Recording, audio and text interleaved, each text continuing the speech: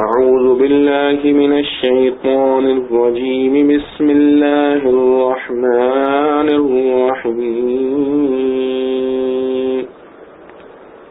يا بني إسرائيل اذكروا نعمتي التي أنعمت عليكم وأني فضلتكم على العالمين واتقوا يوما لا تجزي نفس عن نفس شيئا ولا يقبل منها شفاعة ولا يؤخذ منها عدل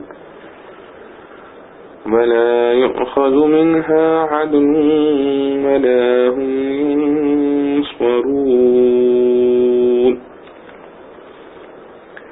ترجمہ: اے بنی اسرائیل،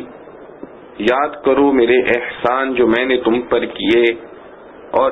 اس کو کہ میں نے تم کو بڑائی دی تمام عالم پر، اور ڈرو اس دن سے کہ کام نہ آئے کوئی شخص کسی کے کچھ بھی، اور قبول نہ ہو اس کی طرف سے سفارش، اور نہ لیا جائے اس کی طرف سے بدلہ، اور نہ ان کو مدد پہنچے۔ خلاصہ تفسیر: اے اولاد یعقوب علیہ السلام کی، تم لوگ میری اس نعمت کو یاد کرو تاکہ شکر اور اطاعت کی تحریک ہو جو میں نے تم کو انعام میں دی تھی، اور اس بات کو یاد کرو کہ میں نے تم کو خاص خاص برتاؤ میں تمام جہان والوں پر فوقیت دی تھی۔ اور ایک ترجمہ یہ بھی ہو سکتا ہے کہ میں نے تم کو ایک بڑے حصہ مخلوق پر فوقیت دی تھی، مثلا اس زمانے کے لوگوں پر۔ فائدہ: اس آیت میں خطاب چونکہ حضور اکرم صلی اللہ علیہ وآلہ وسلم کے زمانے کے یہودیوں کو ہے، اور عموماً ایسا ہوتا ہے کہ باپ دادا پر جو احسان و اکرام کیا جائے اس سے اس کی اولاد بھی فائدہ حاصل کرتی ہے، جس کا عام طور پر مشاہدہ ہوتا رہتا ہے، اس لیے ان کو بھی اس آیت میں مخاطب سمجھا جا سکتا ہے۔ اور ڈرو تم ایسے دن سے کہ جس میں نہ تو کوئی شخص کسی شخص کی طرف سے کچھ مطالبہ ادا کر سکتا ہے اور نہ کسی شخص کی طرف سے کوئی سفارش قبول ہو سکتی ہے، جبکہ خود اس شخص میں ایمان نہ ہو جس کی سفارش کرتا ہے، اور نہ کسی شخص کی طرف سے کوئی معاوضہ لیا جا سکتا ہے اور نہ ان لوگوں کی طرفداری چل سکے گی۔ فائدہ: آیت میں جس یوم کا ذکر ہے اس سے قیامت کا دن مراد ہے۔ مطالبہ ادا کرنے کا مطلب یہ ہے کہ مثلا کسی کے ذمے نماز روزہ کا مطالبہ ہو اور دوسرا کہہ دے کہ میرا نماز روزہ لے کر اس کا حساب بے باک کر دیا جائے، اور معاوضہ یہ کہ کچھ مال وغیرہ داخل کر کے بچا لاوے، سو دونوں باتیں نہ ہوں گی۔ اور بدون ایمان کے سفارش قبول نہ ہونے کو جو فرمایا ہے تو اور آیتوں سے معلوم ہوا کہ اس کی صورت یہ ہوگی کہ ایسوں کی خود سفارش ہی نہ ہوگی جو قبول کی گنجائش ہو، اور طرفداری کی صورت یہ ہوتی ہے کہ کوئی زوردار حمایت کر کے زبردستی نکال لاوے۔ غرض یہ کہ دنیا میں مدد کرنے کے جتنے طریقے ہوتے ہیں بدون ایمان کے کوئی طریقہ بھی نہ ہوگا۔ وَإِذْ نَجَّيْنَاكُمْ مِنْ آلِ فِرْعَوْنَ يَسُومُونَكُمْ سُوءَ الْعَذَابِ يُذَبِّحُونَ أَبْنَاءَكُمْ وَيَسْتَحْيُونَ نِسَاءَكُمْ وَفِي ذَلِكُمْ بَلَاءٌ مِّن رَّبِّكُمْ عَظِيمٌ۔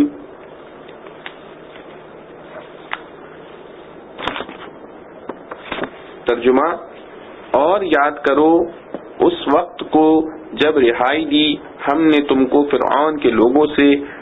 جو کرتے تھے تم کو بڑا عذاب، ذبح کرتے تھے تمہارے بیٹوں کو اور زندہ چھوڑتے تھے تمہاری عورتوں کو، اور اس میں آزمائش تھی تمہارے رب کی طرف سے بڑی۔ خلاصہ تفسیر: اوپر جن خاص برتاؤں کا حوالہ دیا ہے اب یہاں سے ان کی تفصیل بیان کرنی شروع کی۔ پہلا معاملہ تو یہ ہے کہ اور وہ زمانہ یاد کرو جب کہ رہائی دی ہم نے تم کو لوگوں کے آباء و اجداد کو متعلقین فرعون سے، جو فکر میں لگے رہتے تھے تمہاری دل آزاری کے، گلے کاٹتے تھے تمہاری اولاد ذکور کے، اور زندہ چھوڑ دیتے تھے تمہاری عورتوں کو، لڑکیوں کو کہ زندہ رہ کر بڑی عورتیں ہو جائیں، اور اس واقعے میں تمہارے پروردگار کی طرف سے تمہارا ایک بڑا بھاری امتحان تھا۔ فائدہ، کسی نے فرعون سے پیشن گوئی کر دی تھی کہ بنی اسرائیل میں ایک لڑکا ایسا پیدا ہوگا جس کے ہاتھوں تیری سلطنت جاتی رہے گی، اس لیے اس نے نوزائیدہ لڑکوں کو قتل کرنا شروع کر دیا، اور چونکہ لڑکیوں سے کوئی اندیشہ نہ تھا اس لیے ان سے کچھ تعارض نہیں کیا۔ دوسرے، اس میں اس کا اپنا ایک مطلب بھی تھا کہ ان عورتوں سے ماما گری اور خدمت گاری کا کام لیتا تھا، سو یہ عنایت بھی اپنے مطلب کے لیے تھی۔ اور اس واقعے سے یا تو یہ ذبح و قتل مذکور مراد ہے اور مصیبت میں صبر کا امتحان ہوتا ہے، اور یا رہائی دینا مراد ہے جو کہ ایک نعمت ہے۔ اور اس واقعے سے یا تو یہ ذبح و قتل مذکور مراد ہے اور مصیبت میں صبر کا امتحان ہوتا ہے، اور یا رہائی دینا مراد ہے جو کہ ایک نعمت ہے، اور نعمت میں شکر کا امتحان ہوتا ہے۔ اور اس نجات دینے کی تفصیل آگے بیان فرمائی، وَإِذْ فَرَقْنَا بِكُمُ الْبَحْرَ فَأَنْجَيْنَاكُمْ وَأَغْرَقْنَا آلَ فِرْعَوْنَ وَأَنْتُمْ تَنْظُرُونَ وَإِذْ وَاعَدْنَا مُوسَى 40 لَيْلَةً ثُمَّ اتَّخَذْتُمُ الْعِجْلَ مِنْ بَعْدِهِ وَأَنْتُمْ ظَالِمُونَ۔ ترجمہ، اور جب پھاڑ دیا ہم نے تمہاری وجہ سے دریا کو، پھر بچا دیا ہم نے تم کو اور ڈبو دیا فرعون کے لوگوں کو، اور تم دیکھ رہے تھے۔ اور جب ہم نے وعدہ کیا موسیٰ سے 40 رات کا، پھر تم نے بنا لیا بچڑا موسیٰ کے بعد اور تم ظالم تھے۔ اور جب ہم نے وعدہ کیا موسیٰ سے 40 رات کا، پھر تم نے بنا لیا بچڑا موسیٰ کے بعد اور تم ظالم تھے۔ خلاصہ تفسیر، اور وہ زمانہ یاد کرو جب کہ شق کر دیا ہم نے تمہارے رستہ دینے کی وجہ سے دریائے شور کو، پھر ہم نے ڈوبنے سے بچا لیا تم کو اور غرق کر دیا متعلقین فرعون کو ما فرعون کے، اور تم اس کا معائنہ کر رہے تھے۔ فائدہ، یہ قصہ اس وقت ہوا کہ موسیٰ علیہ السلام پیدا ہو کر پیغمبر ہو گئے اور مدتوں فرعون کو سمجھاتے رہے۔ جب وہ کسی طرح نہ مانا تو حکم ہوا کہ بنی اسرائیل کو خفیہ طور پر لے کر یہاں سے چلے جاؤ۔ راستے میں دریا حائل ہوا اور اسی وقت پیچھے سے فرعون بھی مع لشکر آ پہنچا۔ حق تعالی جل شأنہ کے حکم سے دریا شق ہو گیا اور بنی اسرائیل کو گزرنے کا راستہ مل گیا۔ یہ تو پار ہو گئے، فرعون کے پہنچنے تک دریا اسی طرح رہا، وہ بھی تعاقب کی غرض سے اس میں گھس گیا۔ اس وقت سب طرف سے دریا سمٹ کر اپنی سابق حالت پر ہو گیا، اور فرعون اور اس کے ساتھی سب وہاں ہی غرق ہو کر ختم ہو گئے۔ اور وہ زمانہ یاد کرو جب کہ وعدہ کیا تھا ہم نے موسیٰ علیہ السلام سے توریت دینے کا، ایک مدت گزرنے پر جس میں 10 رات کا اضافہ ہو کر 40 رات کا زمانہ ہو گیا تھا، پھر تم لوگوں نے پرستش کے لیے تجویز کر لیا گوسالہ کے موسیٰ علیہ السلام کے جانے کے بعد، اور تم نے اس تجویز میں صریح ظلم پر کمر باندھ رکھی تھی کہ ایسی بیجا بات کے قائل ہو گئے تھے۔ فائدہ، یہ قصہ اس وقت ہوا جب فرعون کے غرق ہونے کے بعد بنی اسرائیل بقول بعد مصر میں واپس آ کر رہنے لگے، یا بقول بعد کسی اور مقام پر ٹھہر گئے، تو موسیٰ علیہ السلام سے بنی اسرائیل نے عرض کیا کہ اب ہم بالکل مطمئن ہو گئے، اگر کوئی شریعت ہمارے لیے مقرر ہو تو اس کو اپنا دستور العمل بنائیں۔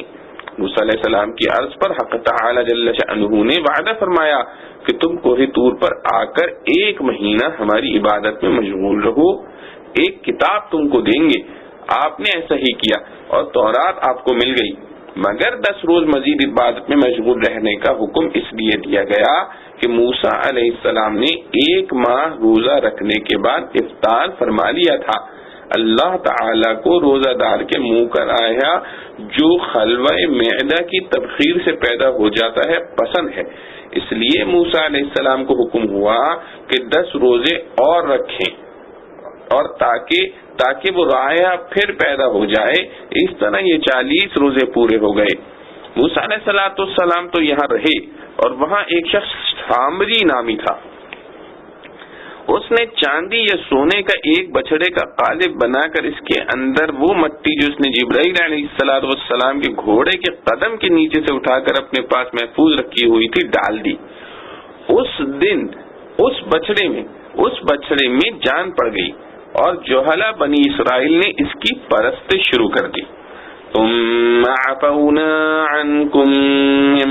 بعد ذلك لعلكم تشكرون. ترجمہ پھر معاف کیا ہم نے تم کو اس پر بھی تاکہ تم احسان مانو. خلاصہ تفسیر پھر بھی ہم نے تمہاری توبہ کرنے پر درگزر کیا تم سے اتنی بڑی بات ہوئے پیچھے اس توقع پر کہ تم احسان مانو گے. فائدہ اس توبہ کا بیان آگے تیسری آیت میں مذکور ہے. اللہ تعالیٰ کے اس توقع رکھنے کا مطلب نعوذ باللہ یہ نہیں کہ خدا تعالیٰ کو شک تھا، بلکہ مطلب یہ ہے کہ یہ درگزر کرنا ایسی چیز ہے کہ دیکھنے والوں کو شکر گزاری کی توقع کا گمان ہو سکتا ہے.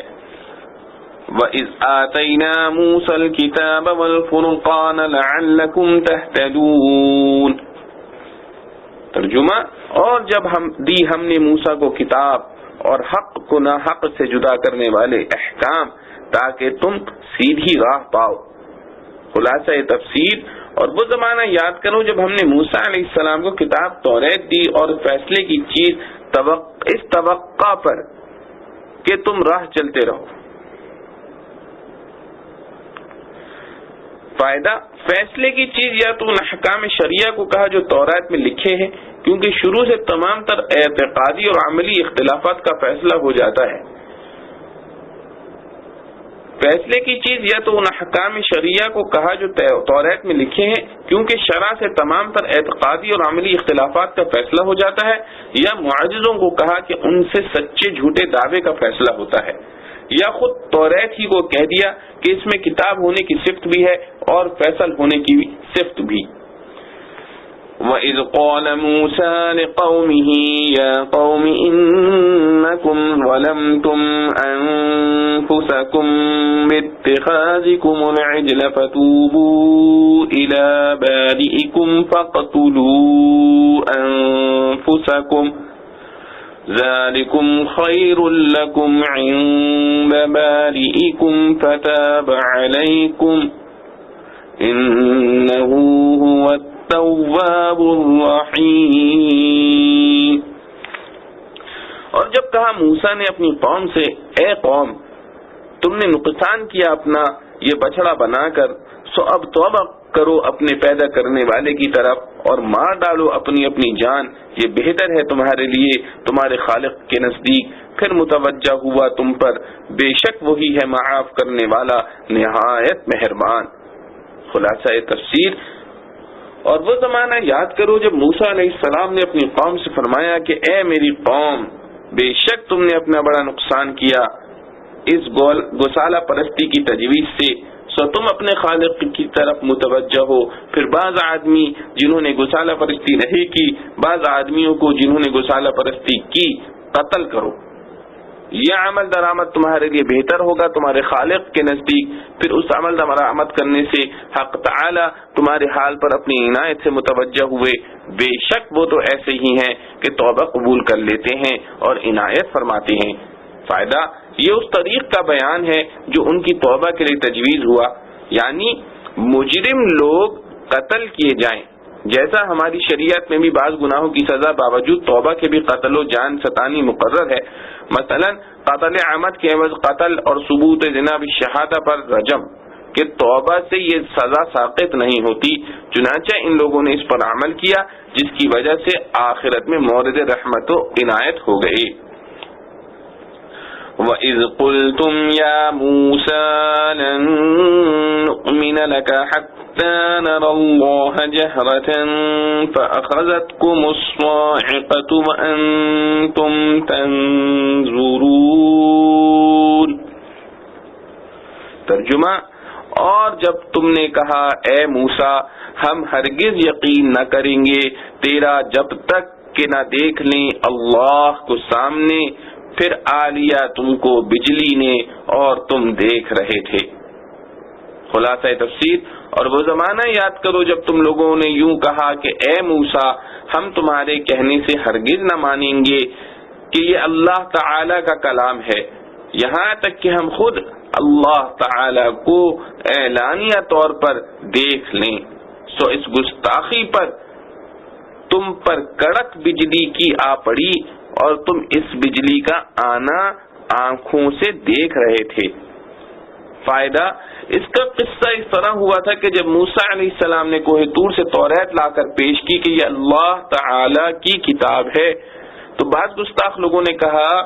اللہ تعالی خود ہم سے کہہ دے کہ یہ ہماری کتاب ہے تو بے شک ہم کو یقین آ جائے گا۔ موسیٰ علیہ السلام نے بإذن الہی فرمایا کہ کوہ طور پر چلو، یہ بات بھی ہو جائے گی۔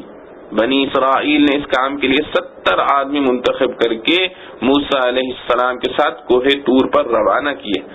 وہاں پہنچنے پر اللہ تعالی کا کلام ان لوگوں نے خود سنا تو اس وقت اور رنگ لائے کہ ہم کو تو کلام سننے سے قناعت نہیں ہوتی، خدا جانے کون بول رہا ہوگا، اگر خدا کو دیکھ لیں تو بے شک مان لیں، چونکہ دنیا میں کوئی شخص اللہ تعالی کو دیکھنے کی قوت نہیں رکھتا، اس لیے اس گستاخی پر ان پر بجلی آ پڑی اور سب ہلاک ہو گئے۔ ہلاکت کے متعلق اگلی آیت میں بیان ہے، ثم بعثناكم من بعد موتكم لعلكم تشكرون۔ ترجمہ، پھر اٹھا کھڑا کیا ہم نے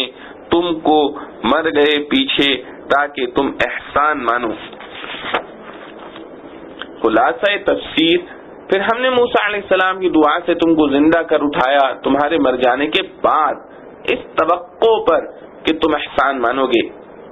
فائدہ، موت کے لفظ سے ظاہراً معلوم ہوتا ہے کہ یہ لوگ اس بجلی سے مر گئے تھے۔ ان کے دوبارہ زندہ کیے جانے کا قصہ یہ ہوا کہ موسیٰ علیہ السلام نے اللہ تعالیٰ سے عرض کیا کہ بنی اسرائیل یوں ہی بدگمان رہتے ہیں، اب وہ یہ سمجھیں گے کہ میں نے ان کو کہیں لے جا کر کسی تدبیر سے ان کا کام تمام کرا دیا ہوگا، مجھ کو اس تہمت سے محفوظ رکھیے۔ اللہ تعالیٰ نے اپنی رحمت سے ان کو پھر زندہ کر دیا۔ وَظَلَّلْنَا عَلَيْكُمُ الْغَمَامَ وَأَنزَلْنَا عَلَيْكُمُ الْمَنَّ وَالسَّلْوَىٰ كُلُوا مِن طَيِّبَاتِ مَا رَزَقْنَاكُمْ وَمَا ظَلَمُونَا وَلَٰكِن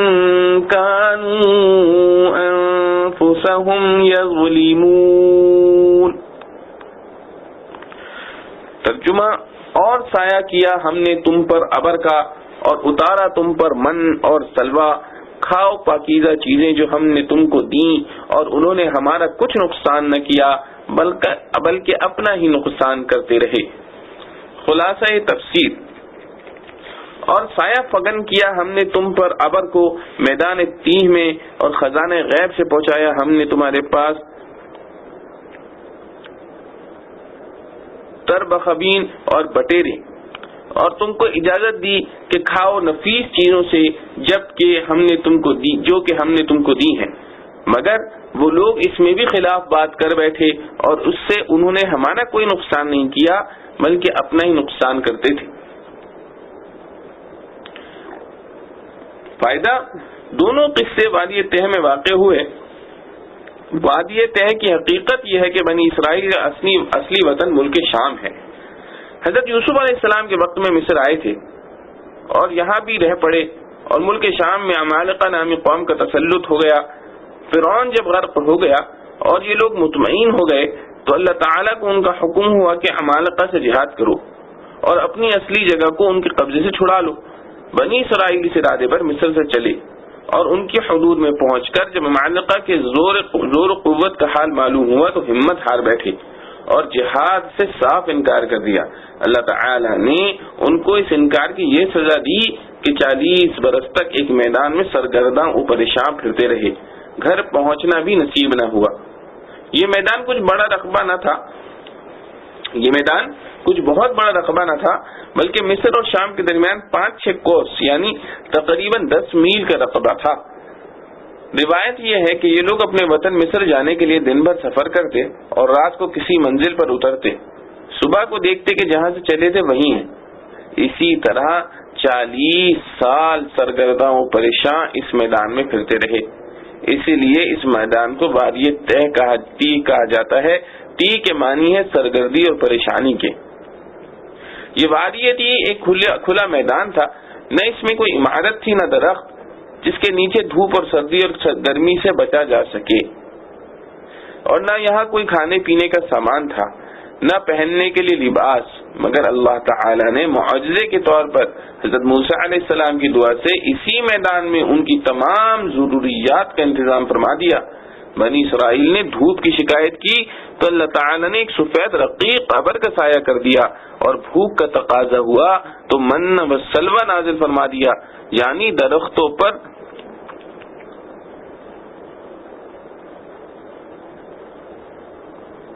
درختوں پر تربخبین جو ایک شیریں چیز ہے بکثرت پیدا کر دی۔ یہ لوگ اس کو جمع کر لیتے، اسی کو من کہا گیا ہے، اور بٹیریں ان کے پاس جمع ہو جاتی، ان سے بھاگتی نہ تھی، یہ ان کو پکڑ لیتے اور ذبح کر کے کھاتے، اسی کو سلوہ کہا گیا ہے۔ یہ لوگ دونوں لطیف چیزوں سے پیٹ بھر لیتے، چونکہ تربخبین کی کثرت معمول سے زائد تھی اور بٹیروں کا وحشت نہ کرنا یہ بھی معمول کے خلاف ہے، لہذا اس حیثیت سے دونوں چیزیں خزانہ غیب سے قرار دی گئیں۔ ان کو پانی کی ضرورت پیش آئی تو موسیٰ علیہ السلام کو ایک پتھر پر لاٹھی مارنے کا حکم دیا گیا، اس پتھر سے چشمے پھوٹ پڑے، جیسا کہ دوسری آیت قرآنی میں مذکور ہے۔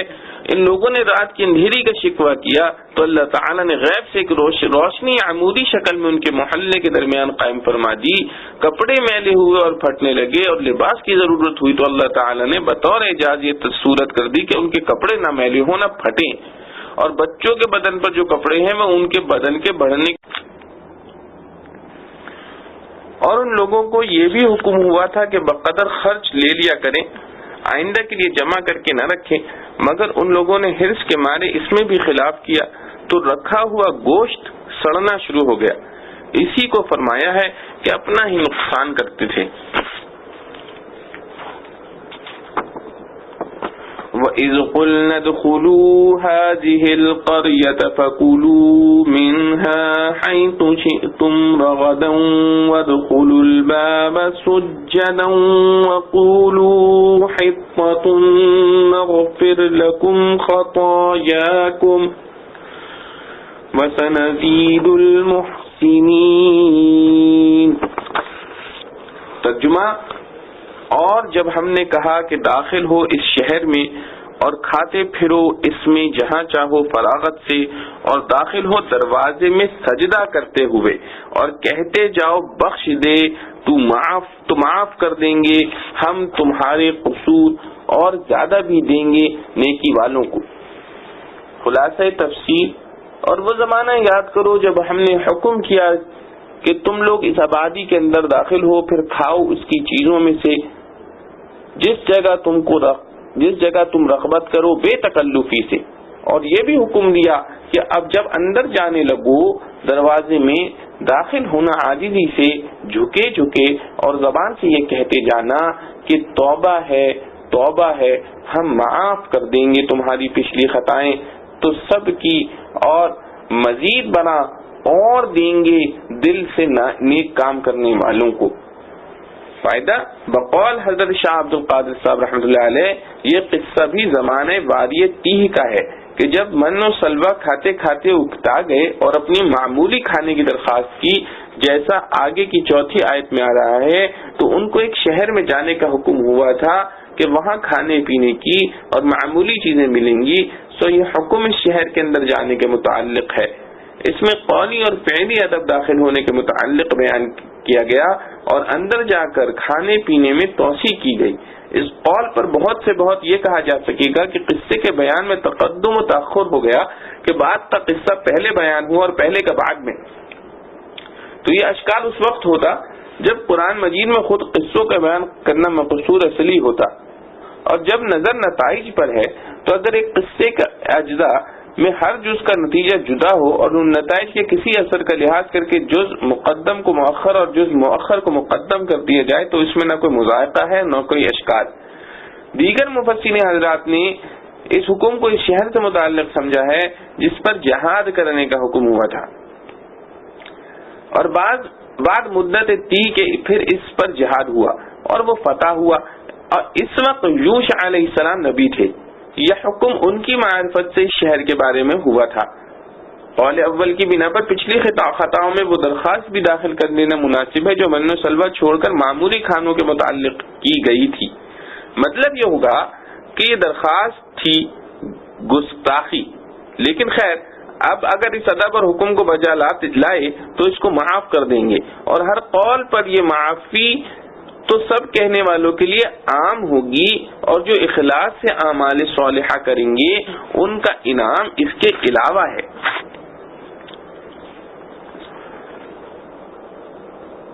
فَبَدَّلَ الَّذِينَ ظَلَمُوا قَوْلًا غَيْرَ الَّذِي قِيلَ لَهُمْ فَأَنزَلْنَا عَلَى الَّذِينَ ظَلَمُوا رِجْزًا مِّنَ السَّمَاءِ بِمَا كَانُوا يَفْسُقُونَ۔ ترجمہ، پھر بدل ڈالا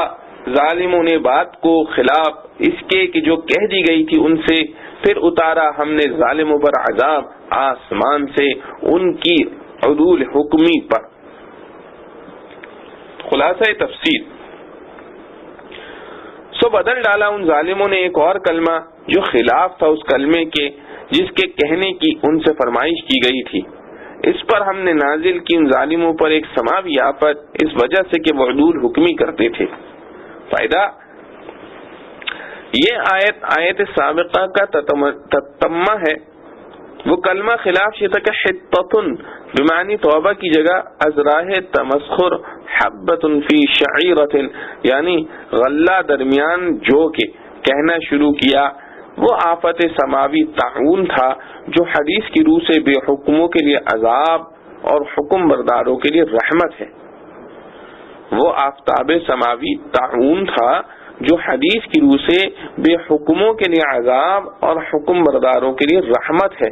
اس شرارت کی ان کو یہ سزا ملی کہ ان میں طاعون پھوٹ پڑا اور بہت سے آدمی فنا ہو گئے۔ بعضوں نے ہلاک شدگان کی تعداد 70,000 تک بتائی ہے۔ معارف و مسائل، اس آیت سے معلوم ہوا کہ بنی اسرائیل کو یہ حکم دیا گیا تھا کہ اس شہر میں حطتن یعنی توبہ توبہ کہتے ہوئے داخل ہوں۔ انہوں نے شرارت سے ان الفاظ کو بدل کر حنتتن کہنا اختیار کیا، اس کی وجہ سے ان پر آسمانی عذاب نازل ہوا۔ یہ الفاظ کی تبدیلی ایسی تھی کہ جس میں صرف الفاظ ہی نہیں بدلے بلکہ معنی بھی بالکل الٹ ہو گئے۔ حطتن کے معنی توبہ یعنی گناہوں کو نظر انداز کرنے کے تھے، اور حنتتن کے معنی گندم کے ہیں جس کا کلمہ معمور بہا سے کوئی تعلق نہیں۔ الفاظ کی ایسی تبدیلی خواہ قرآن میں ہو یا حدیث میں یا اور کسی امر الہی میں بلا شبہ اور بالاتفاق حرام ہے، کیونکہ یہ ایک قسم کا استہزاء یا تحریف ہے، اسی پر یہ عذاب نازل ہوا۔ اب رہا یہ مسئلہ کہ معنی اور مقصود کو محفوظ رکھنے کے لیے صرف الفاظ کی تبدیلی کا کیا حکم ہے۔ امام قرطبی رحمۃ اللہ علیہ نے اپنی تفسیر میں اس کے متعلق فرمایا ہے کہ بعض کلمات اور اقوال میں معنی کی طرح الفاظ بھی مقصود اور اداء عبادت کے لیے ضروری ہوتے ہیں۔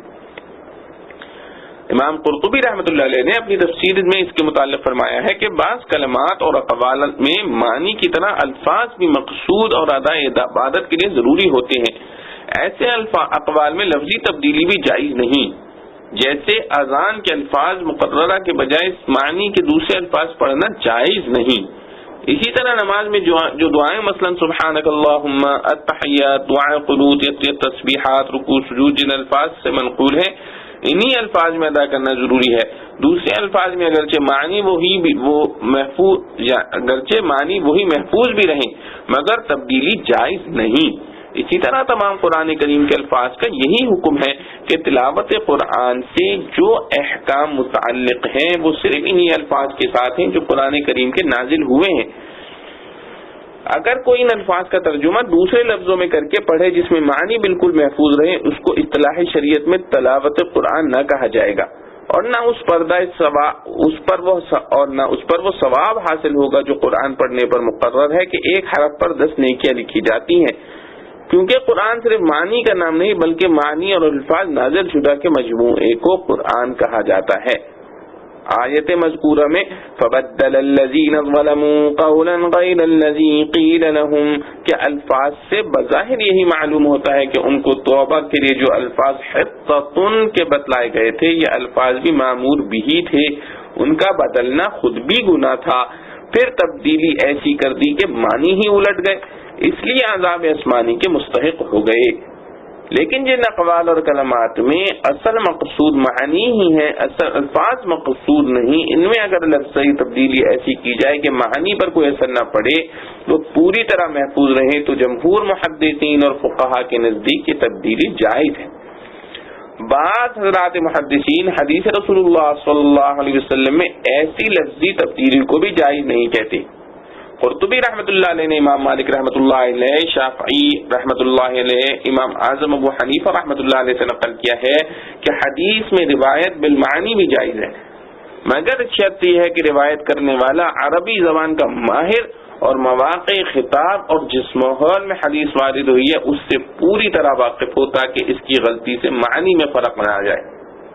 اور ائمہ حدیث کی ایک جماعت جس طرح الفاظ حدیث سنے ہیں اسی طرح نقل کرنا ضروری سمجھتے ہیں،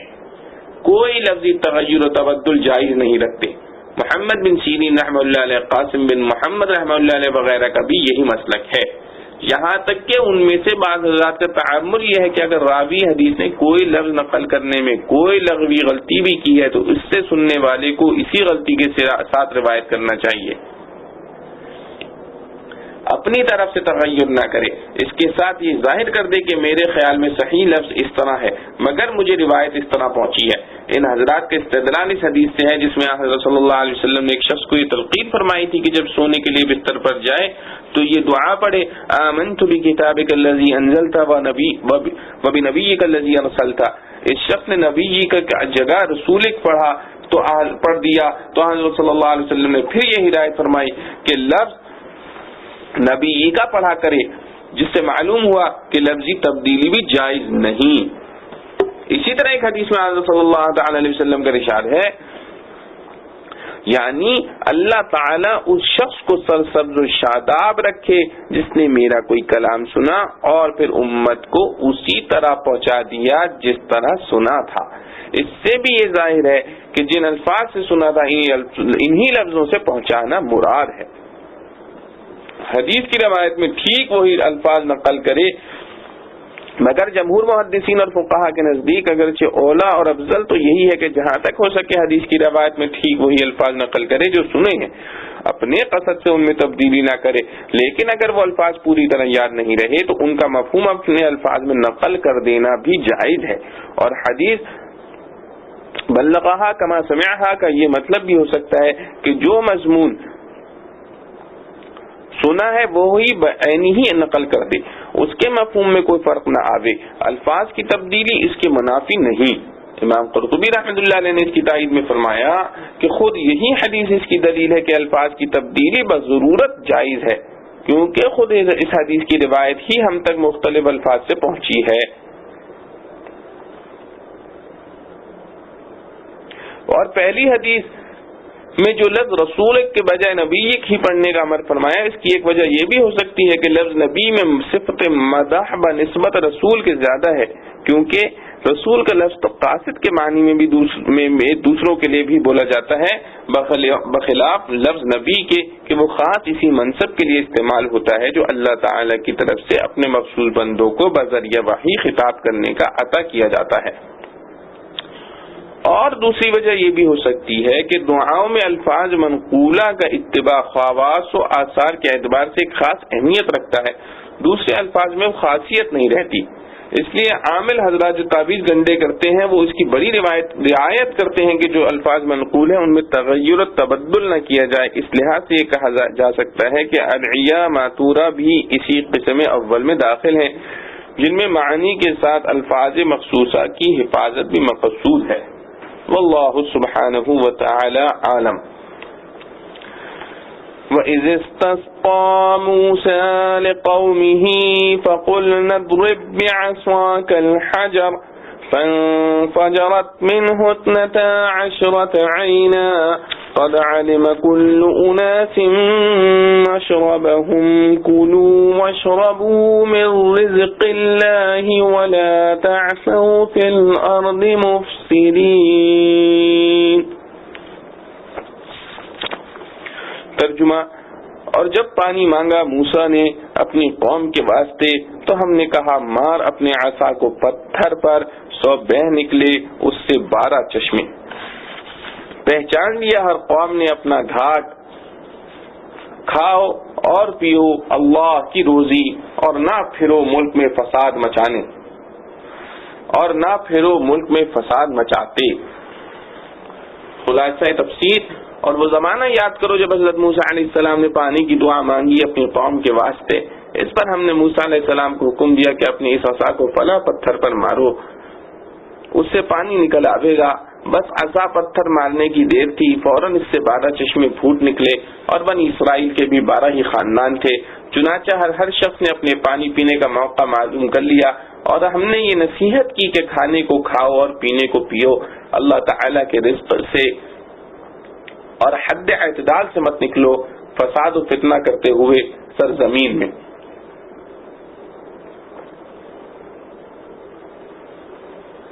فائدہ: یہ قصہ بھی وادی تیہ میں ہوا، وہاں پیاس لگی تو پانی مانگا،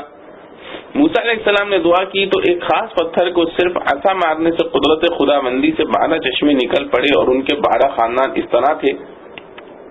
کہ حضرت یعقوب علیہ السلام کے 12 فرزند تھے،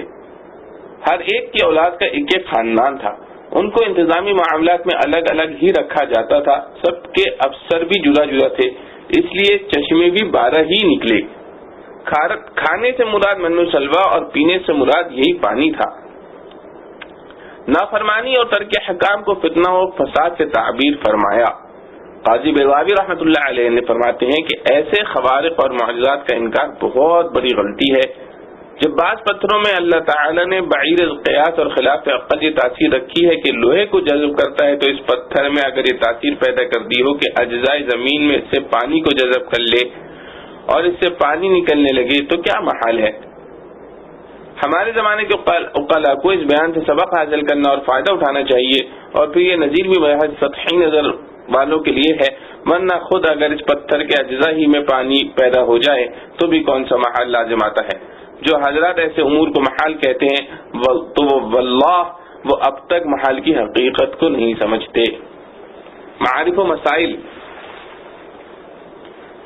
آیت مذکورہ میں حضرت موسیٰ علیہ السلام نے اپنی قوم کے لیے استسقاء کی دعا فرمائی تو اللہ تعالیٰ نے پانی کا سامان کر دیا کہ پتھر پر لاٹھی مارنے سے چشمے ابل پڑے۔ اس سے معلوم ہوا کہ استسقاء کی اصل دعا ہی ہے۔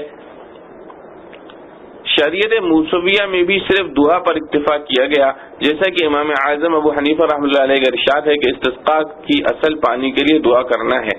یہ دعا کبھی خاص نماز استسقاء کی صورت میں کی گئی ہے، جیسا کہ حدیث صحیح میں رسول اللہ صلی اللہ علیہ وسلم کا نماز استسقاء کے لیے عیدگاہ کے میدان میں تشریف لے جانا اور نماز اور خطبہ اور دعا کرنا منقول ہے، اور کبھی ایسا بھی ہوا کہ بغیر کسی خاص نماز کے صرف دعا پر اکتفا کیا گیا، جیسا کہ صحیحین میں حضرت انس رضی اللہ عنہ کی روایت سے منقول ہے کہ خطبہ جمعہ ہی میں آپ صلی اللہ علیہ وسلم نے دعا فرمائی، اللہ تعالی نے بارش نازل فرما دی۔ اور یہ بات سب کے نزدیک مسلم ہے کہ استسقاء خواہ بصورت نماز کیا جائے یا صرف دعا کی صورت میں، اس کے مؤثر ہونے کے لیے گناہوں سے توبہ، اپنے فقر و مسکنت اور عبودیت کا اظہار ضروری ہے۔ گناہوں پر اصرار اور اللہ تعالیٰ کی نافرمانیوں پر قائم رہتے ہوئے تاثیر دعا کے انتظار کا کسی کو حق نہیں۔ اللہ تعالیٰ اپنے کرم سے یوں بھی قبول فرما لیں، ان کے قبضہ قدرت میں سب کچھ ہے۔ وَإِذْ قُلْتُمْ يَا مُوسَى لَن نَّصْبِرَ عَلَى طَعَامٍ وَاحِدٍ فَادْعُ لَنَا رَبَّكَ يُخْرِجْ لَنَا مِمَّا تُنبِتُ الْأَرْضُ مِن بَقْلِهَا وَقِثَّائِهَا وَفُومِهَا وقثائها وفومها وعدسها وبصلها قال أتستبدلون الذي هو أدنى بالذي هو خير اهبطوا مصرا فإن لكم ما سألتم وضربت عليهم الذلة والمسكنة وباءوا بغضب من الله ذلك بأنهم كانوا يكفرون بآيات الله ويقتلون النبيين بغير الحق ذلك بما عصوا وكانوا يعتدون. ترجمہ: اور جب کہا تم نے اے موسیٰ ہم ہرگز صبر نہ کریں گے ایک ہی طرح کے کھانے پر، سو دعا مانگ ہمارے واسطے اپنے پروردگار سے کہ نکال دے ہمارے واسطے جو اگتا ہے زمین سے ترکاری اور ککڑی اور گیہوں اور مسور اور پیاز. کہا موسیٰ نے کیا لینا چاہتے ہو وہ چیز جو ادنا ہے اس کے بدلے میں جو بہتر ہے. اترو کسی شہر میں تم کو ملے جو مانگتے ہو، اور ڈالی گئی ان پر ذلت اور محتاجی اور پھرے اللہ کا غصہ لے کر. یہ اس لیے ہوا کہ نہیں مانتے تھے احکام خداوندی کو اور خون کرتے تھے پیغمبروں کا ناحق. یہ اس لیے کہ نافرمان تھے اور حد پر نہ رہتے تھے. خلاصہ تفسیر: اور وہ زمانہ یاد کرو جب تم لوگوں نے یوں کہا کہ اے موسیٰ روز کے روز ہم ایک ہی قسم کے کھانے پر کبھی نہ رہیں گے، یعنی من و سلوہ پر. آپ ہمارے واسطے اپنے پروردگار سے دعا کریں کہ وہ ہمارے لیے ایسی چیزیں پیدا کرے جو زمین میں اگا کرتی ہیں، ساگ، ہوا، ککڑی، ساگ ہوا، ککڑی ہوئی، گیہوں ہوا، مسور ہوئی، پیاز ہوئی. آپ نے فرمایا کیا تم عوض میں لینا چاہتے ہو ادنا درجے کی چیزوں کو ایسی چیز کے مقابلے میں جو اعلیٰ درجے کی ہے؟ اچھا اگر نہیں مانتے تو کسی شہر میں جا کر اترو، وہاں البتہ تم کو وہ چیزیں ملے گی جن کی تم درخواست کرتے ہو. اور ایسی ایسی گستاخیوں سے ایک زمانے میں جا کر نفس کی طرح جم گئی ان پر ذلت کہ دوسروں کی نگاہ میں قدر ہی نہ رہی، اور پستی کہ خود ان کی تباہی میں اولو العزمی نہ رہی، اور مستحق ہو گئے غضب الہی کے. اور یہ ذلت و غضب اس وجہ سے ہوا کہ وہ لوگ منکر ہو جاتے تھے احکام الہیہ کے اور قتل کر دیا کرتے تھے پیغمبروں کو کہ وہ خود قتل ان کے نزدیک بھی ناحق ہوتا تھا. اور نیز یہ ذلت و غضب اس وجہ سے ہوا کہ ان لوگوں نے اطاعت نہ کی اور دائرہ اطاعت سے نکل جاتے تھے. فائدہ: یہ قصہ بھی وادی تیہ کا ہے. من و سلوہ سے اکتا کر ان ترکاریوں اور غلوں کی درخواست کی. اس میدان کے داخلے حدود میں کوئی شہر آباد تھا، وہاں جا کر رہنے کا حکم ہوا کہ بو جو تو کھاؤ کماؤ. اور من جملہ ذلت و مسکنت کے یہ بھی ہے کہ یہودیوں سے سلطنت قرب قیامت تک کے لیے چھین لی گئی. اور من جملہ ذلت و مسکنت کی یہ بھی ہے کہ یہودیوں سے سلطنت قرب قیامت تک کے لیے چھین لی گئی. البتہ بالکل قیامت کے قریب محض لٹیروں کا سب بے ضابطہ تھوڑا زور شور دجال یہودی کا کل 40 دن کے لیے ہو جائے گا، اور اس کو کوئی عاقل سلطنت نہیں کہہ سکتا. اور ان کو یہ بات موسیٰ علیہ السلام کی معرفت جتلا دی گئی تھی کہ اگر بے حکمی کرو گے تو ہمیشہ دوسری قوموں کے محکوم رہو گے، جیسا کہ سورہ اعراف کی آیت وَإِذْ تَأَذَّنَ رَبُّكَ لَيَبْعَثَنَّ عَلَيْهِمْ إِلَى يَوْمِ الْقِيَامَةِ مَن يَسُومُهُمْ سُوءَ الْعَذَابِ میں مذکور ہے. موجودہ اسرائیلی حکومت کی حیثیت بھی امریکہ اور برطانیہ کے غلام سے زیادہ کچھ نہیں. اور بہت سے پیغمبر مختلف اوقات میں یہودیوں کے ہاتھ سے قتل ہوئے، جس کو وہ لوگ بھی دل میں سمجھتے تھے کہ ہمارا یہ فعل ناحق ہے، لیکن عناد اور ضد نے اندھا بنا رکھا تھا.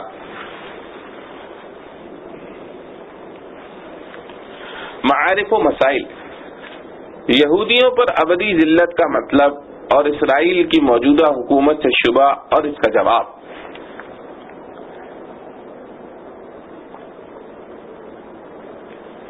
آیات مذکورہ میں یہود کی سزا دنیا میں دائمی ذلت و مسکنت اور دنیا و آخرت میں غضب الہی کو بیان کیا گیا ہے۔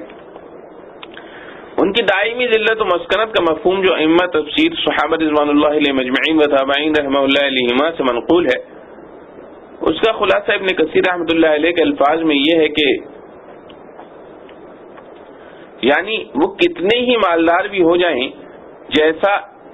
وہ کتنے بھی مالدار بھی ہو جائیں، ہمیشہ تمام اقوام میں ذلیل و حقیر ہی سمجھے جائیں گے۔ جس کے ہاتھ لگیں گے ان کو ذلیل کرے گا اور ان پر غلامی کی علامتیں لگا دے گا۔ یعنی وہ کتنے ہی مالدار بھی ہو جائیں، ہمیشہ تمام اقوام میں ذلیل و حقیر ہی سمجھے جائیں گے۔ جس کے ہاتھ لگیں گے ان کو ذلیل کرے گا اور ان پر غلامی کی علامتیں لگا دے گا۔ امام تفسیر ضحاک ابن مزاحم رحمۃ اللہ علیہ نے حضرت عبداللہ بن عباس رضی اللہ عنہ سے ان کی ذلت و مسکنت کا یہ مفہوم نقل کیا ہے کہ مطلب یہ ہے کہ یہودی ہمیشہ دوسروں کی غلامی میں رہیں گے، ان کو ٹیکس وغیرہ ادا کرتے رہیں گے، خود ان کو کوئی قوت و اقتدار حاصل نہ ہوگا۔ اس مضمون کی ایک آیت سورہ آل عمران میں ایک زیادتی کے ساتھ اس طرح آئی ہے، ضربت علیہم الذلۃ اینما تقفوا الا بحبل من اللہ وحبل من الناس۔ ترجمہ، جما دی گئی ان پر بے قدری جہاں کہیں جائیں گے، مگر ہاں ایک تو ایسے ذریعے سے جو اللہ کی طرف سے ہو، مگر ہاں ایک تو ایسے ذریعے سے جو اللہ کی طرف سے ہو اور ایک ایسے ذریعے سے جو آدمیوں کی طرف سے ہو۔ اللہ تعالیٰ کے ذریعے کا مطلب تو یہ ہے کہ جن لوگوں کو اللہ تعالیٰ نے ہی اپنے قانون میں امن دے دیا ہو، جیسے نابالغ بچے، عورتیں یا ایسے عبادت گزار جو مسلمانوں سے لڑتے نہیں پھرتے،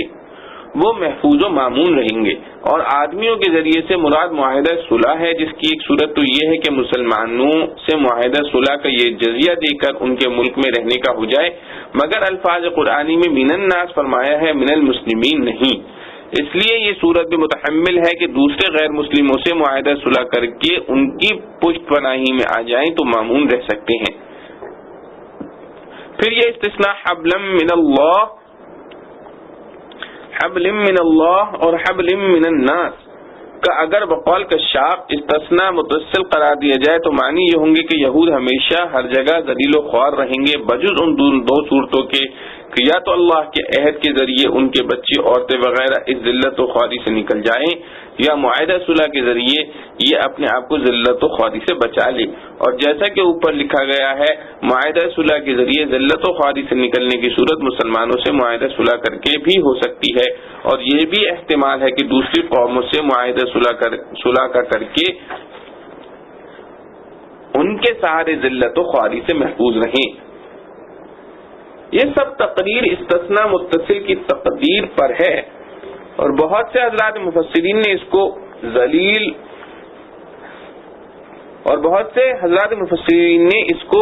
استثناء منقطع قرار دیا ہے۔ تو مطلب یہ ہوگا کہ یہ لوگ اپنی ذلت اور اپنی قومی حیثیت سے تو ذلیل و خوار ہی رہیں گے، گو قانون الہی کی وسعت میں آ کر ان کے بعض افراد اس سے محفوظ ہو جائیں گے،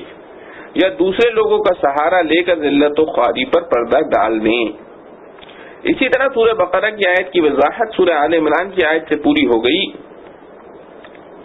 اور اسی سے وہ تمام شبہات بھی دور ہو گئے جو آج کل فلسطین میں یہودیوں کی حکومت قائم ہونے کی بنا پر بہت سے مسلمانوں کو پیش آتے ہیں، کہ قرآن کے قطعی ارشادات سے تو یہ سمجھا جاتا ہے کہ یہودیوں کی حکومت کبھی قائم نہ ہوگی، اور واقعہ یہ پایا جاتا ہے کہ فلسطین میں ان کی حکومت قائم ہو گئی۔ جو جواب واضح ہے کہ فلسطین میں یہودیوں کی موجودہ حکومت کی حقیقت سے جو لوگ باخبر ہیں وہ خوب جانتے ہیں کہ یہ حکومت در حقیقت اسرائیل کی نہیں ہے، بلکہ امریکہ اور برطانیہ کی ایک چھاؤنی سے زیادہ اس کی کوئی حیثیت نہیں۔ یہ اپنی ذاتی طاقت سے ایک مہینہ بھی زندہ نہیں رہ سکتے۔ یورپین طاقتوں نے اسلامی بلاک کو کمزور کرنے کے لیے ان کے بیچ میں اسرائیل کا نام دے کر ایک چھاؤنی بنائی ہے، اور اسرائیلی ان کی نظروں میں بھی ان کے فرما بردار غلام سے زیادہ کوئی حیثیت نہیں رکھتے. صرف قرآن کریم کے ارشاد بحبل من الناس کے سہارے ان کا اپنا وجود قائم ہے، وہ بھی ذلت کے ساتھ. اس لیے موجودہ اسرائیلی حکومت سے قرآن کریم کے کسی بھی ارشاد پر ادنا شبہ بھی نہیں ہو سکتا. اس کے علاوہ یہاں یہ بات بھی قابل غور ہے کہ یہود، نصارہ اور مسلمانوں میں سب سے پہلے یہود ہیں، ان کی شریعت، ان کی تہذیب سب سے پہلی ہے. اگر پوری دنیا میں فلسطین کے ایک چھوٹے سے قبضے پر ان کا تسلط کسی طرح ہو بھی گیا تو پوری دنیا کے نقشے میں یہ حصہ ایک نقطے سے زیادہ کوئی حیثیت نہیں رکھتا. اس کے بالمقابل نصارہ کی سلطنتیں اور مسلمانوں کے دور تنزل کے باوجود ان کی سلطنتیں، بت پرستوں کی سلطنتیں، لا مذہبوں کی حکومتیں جو جگہ جگہ مشرق سے مغرب تک پھیلی ہوئی ہیں، ان کے مقابلے میں فلسطین اور وہ بھی آدھا، اور اس پر بھی امریکہ برطانیہ کے زیر سایہ کوئی تسلط یہودیوں کا ہو جائے تو کیا اس سے پوری قوم یہود پر خدا تعالی کی طرف سے لگائی ہوئی دائمی ذلت کا کوئی جواب بن سکتا ہے؟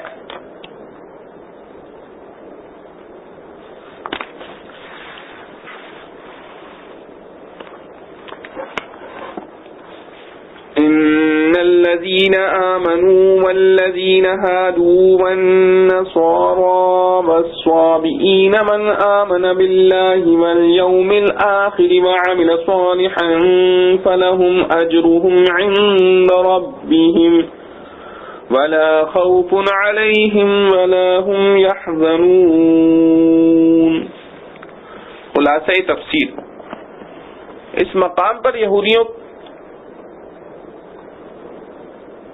ترجمہ: بے شک جو لوگ مسلمان ہوئے اور جو لوگ یہودی ہوئے اور نصارہ اور صابئین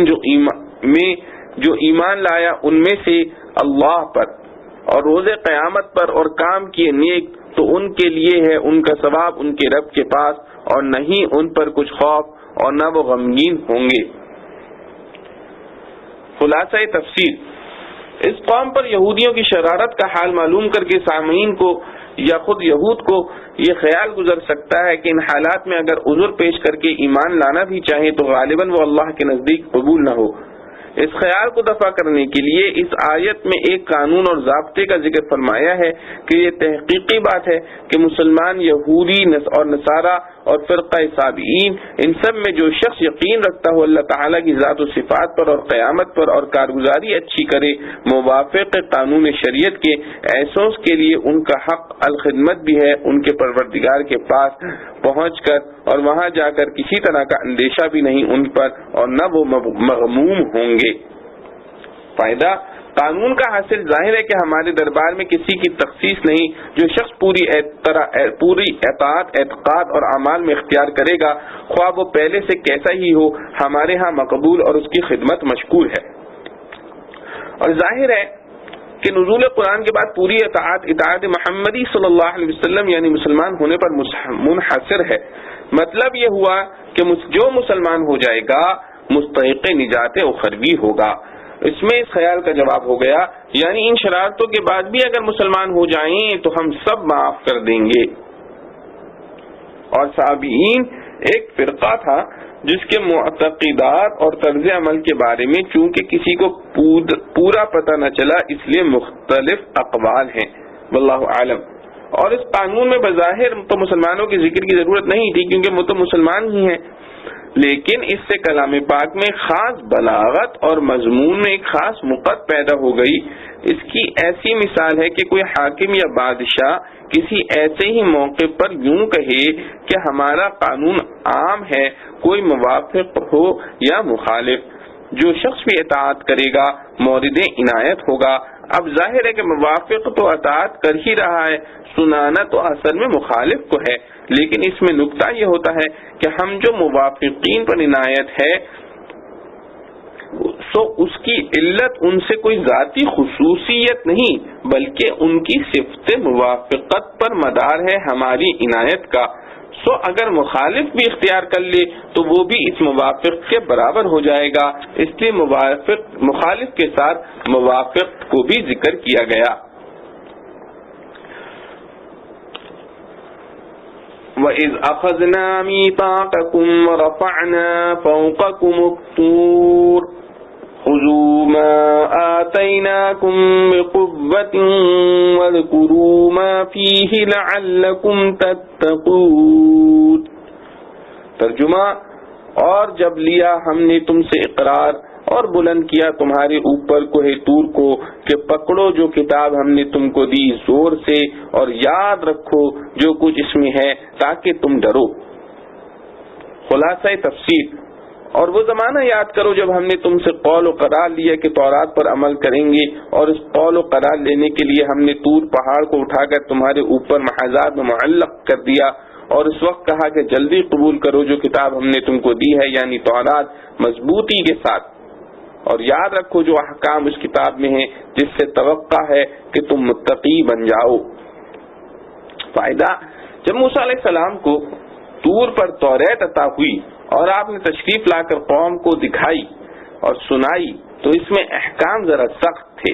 مگر ان لوگوں کی حالت کے مطابق ایسے ہی احکام مناسب تھے۔ تو اول تو انہوں نے یہی کہا تھا کہ جب ہم سے اللہ تعالیٰ خود کہہ دیں گے کہ یہ میری کتاب ہے تب مانیں گے، جس کا قصہ اوپر گزر چکا ہے۔ غرض وہ 70 آدمی جو موسیٰ علیہ السلام کے ساتھ کوہ طور پر گئے تھے، واپس آ کر انہوں نے گواہی دی، مگر اس شہادت میں اپنی طرف سے اتنی آمیزش بھی کر دی کہ اللہ تعالی نے آخر میں یہ فرما دیا تھا کہ تم سے جس قدر عمل ہو سکے کرنا، جو نہ ہو سکے معاف ہے۔ تو کچھ جبلی شرارت،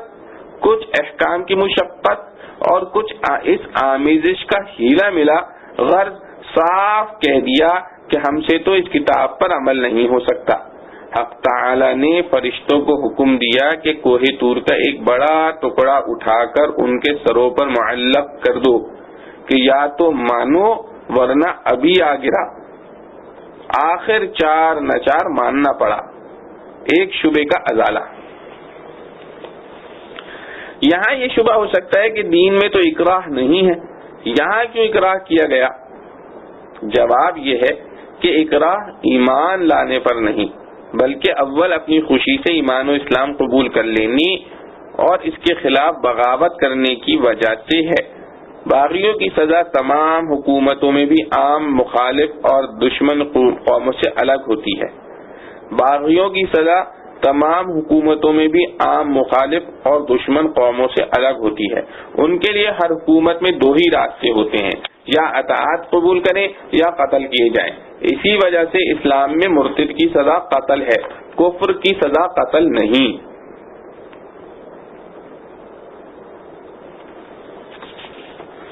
ثم توليتم من بعد ذلك فلولا فضل الله عليكم ورحمته لكنتم من الخاسرين۔ ترجمہ، پھر تم پھر گئے اس کے بعد، سو اگر نہ ہوتا اللہ کا فضل تم پر اور اس کی مہربانی تو ضرور تم تباہ ہو جاتے۔ خلاصہ تفسیر، پھر تم اس قول و قرار کے بعد بھی اس سے پھر گئے، سو اگر تم لوگوں پر خدا تعالی کا فضل اور رحم نہ ہوتا تو اس عہد شکنی کا مقتضا تو یہ تھا کہ ضرور تم فوراً تباہ اور ہلاک ہو جاتے، مگر ہماری عنایت و رحمت عامہ ہے کہ حیات مستعار کے ختم ہونے تک مہلت دے رکھی ہے، لیکن کب تک؟ آخر بعد از مرگ وبال اعمال میں مبتلا ہوگے۔ فائدہ، حق تعالی جل شأنہ کی رحمت عامہ دنیا میں مومن کافر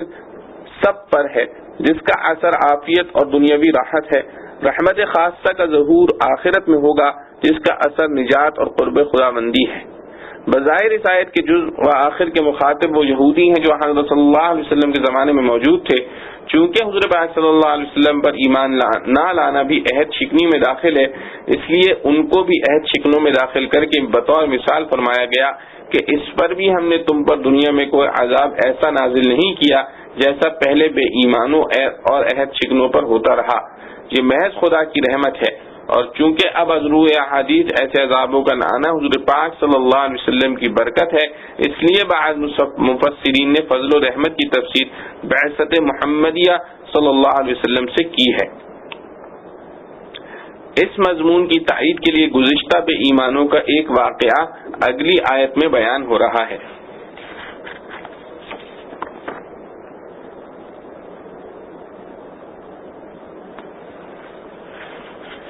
وَلَقَدْ عَلِمْتُمُ الَّذِينَ اعْتَدَوْا مِنْكُمْ فِي السَّبْتِ فَقُلْنَا لَهُمْ كُونُوا قِرَدَةً خَاسِئِينَ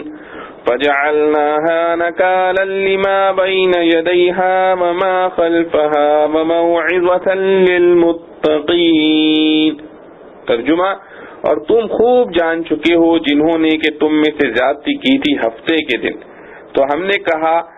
کہ ان سے کہ ہو جاؤ بندر ذلیل، پھر کیا ہم نے اس واقعے کو عبرت ان لوگوں کے لیے جو وہاں تھے اور جو پیچھے آنے والے تھے، اور نصیحت ڈرنے والوں کے واسطے۔ خلاصہ تفسیر: اور تم جانتے ہی ہو ان لوگوں کا حال جنہوں نے تم میں سے حد شرع سے تجاوز کیا تھا، دربارہ اس حکم کے جو ہفتے کے دن متعلق تھا کہ اس روز مچھلی کا شکار نہ کریں، سو ہم نے ان کو اپنے حکم قہری تکوینی سے مسخ کرنے کے لیے کہہ دیا کہ تم بندر ذلیل بن جاؤ،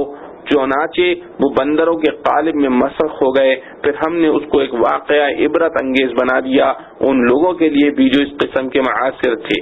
اور ان لوگوں کے لیے بھی جو ما بعد کے زمانے میں آتے رہے، اور نیز اس واقعے کو موجب نصیحت بنایا خدا سے ڈرنے والوں کے لیے۔ فائدہ: یہ واقعہ بھی بنی اسرائیل کا حضرت داؤد علیہ السلام کے زمانے میں ہوا۔ بنی اسرائیل کے لیے ہفتے کا دن معظم اور عبادت کے لیے مقرر تھا، اور مچھلی کا شکار بھی اس روز ممنوع تھا۔ یہ لوگ سمندر کے کنارے آباد تھے اور مچھلی کے شوقین تھے۔ اس حکم کو نہ مانا اور شکار کیا، اس پر اللہ تعالی جل شانہ کی طرف سے مسخ صورت کا عذاب نازل ہوا۔ 3 دن کے بعد وہ سب مر گئے۔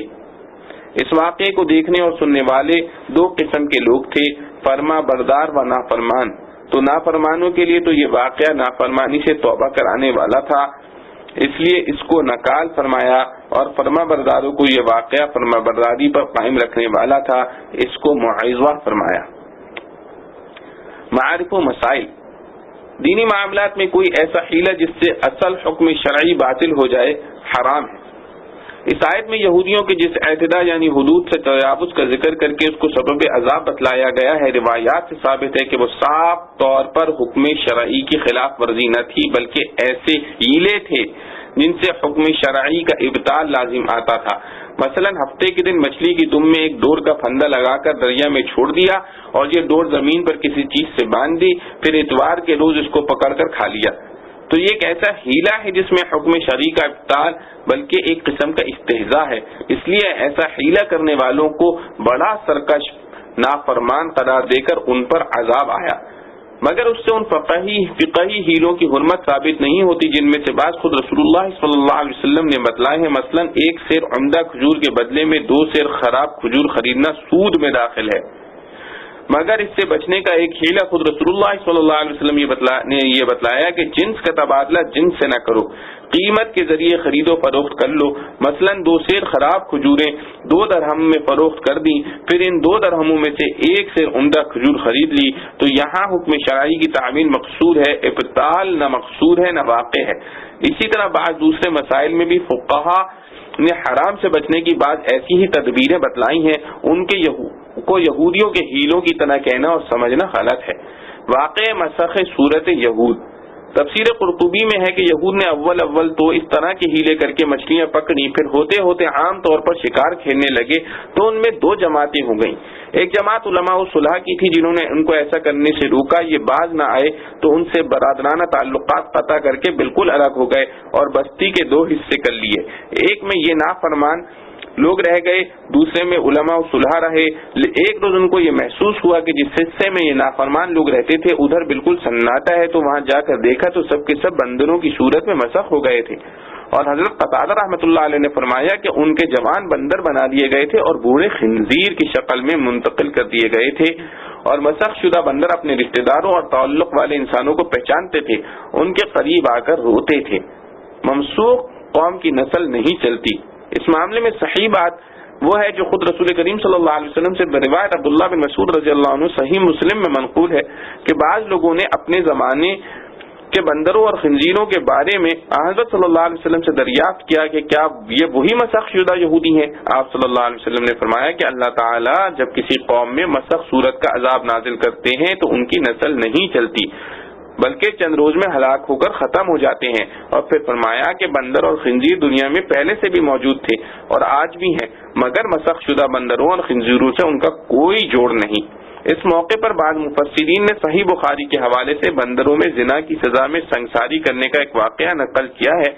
مگر یہ واقعہ نہ بخاری کے صحیح نسخوں میں موجود ہے نہ روایتاً صحیح ہے۔ قرطبی رحمۃ اللہ علیہ نے اس جگہ اس کی تفصیل بیان فرمائی ہے۔ وآخر دعوانا الحمد للہ رب العالمین۔